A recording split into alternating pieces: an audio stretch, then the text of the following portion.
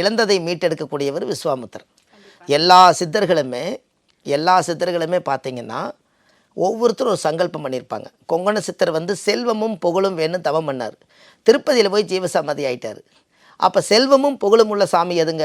திருப்பதி தான். அப்போ அவரோட சங்கல்பம் அது. போகர் முருகரை உருவாக்குனார்.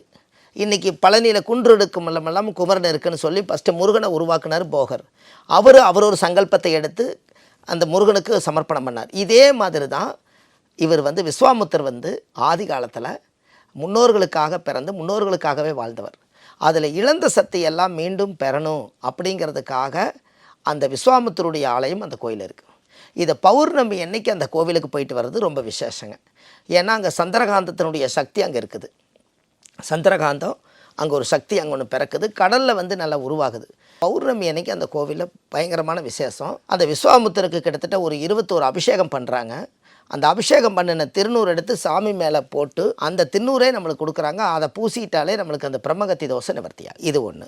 ரெண்டாவது, விஸ்வாமித்திர மகாலிங்கீஸ்வரன் அங்கே இருக்குது. அந்த கோவிலில் நவக்கலச பூஜையும் யாகமும் எல்லாமே நடக்கக்கூடிய கோவில் தான். ரெண்டாவது இன்னொரு விஷயம் என்ன, தில்லைக்காளின்னு அந்த கோவில் அங்கே இருக்குதுங்க. தில்லைக்காளி. இந்த தில்லைக்காளிங்கிறது அந்த காலத்திலேயே தில்லைக்காளியை விஸ்வாமித்திர வர வச்சு அந்த தில்லைக்காளிகிட்ட அந்த சத்தை கொடுத்து வச்சுருக்காங்க. நம்மளுடைய கர்மாவை அங்கே தான் போய் தீக்கிற இடம். அதனால் தில்லைக்காளி கோயில் விஸ்வாமித்திர போகிறவங்க யாராக இருந்தாலும் விஸ்வாமித்திர கோயில் போய் அங்கேருந்து ஒரு 200 மீட்டர் தான் அந்த தில்லைக்காளியம்மன். அந்த காளியம்மன் கோவிலில் போய் உங்கள் ஜாதகத்தையும் கொண்டு போய் வச்சு சாமிக்கு தேங்காவில் உடைச்சி வச்சு பூஜை பண்ணி சாமி கும்பிட்டு வந்தால் உங்கள் ஜாதகத்தில் இருக்கக்கூடிய அனைத்து தோசை நிவர்த்தியாகும்.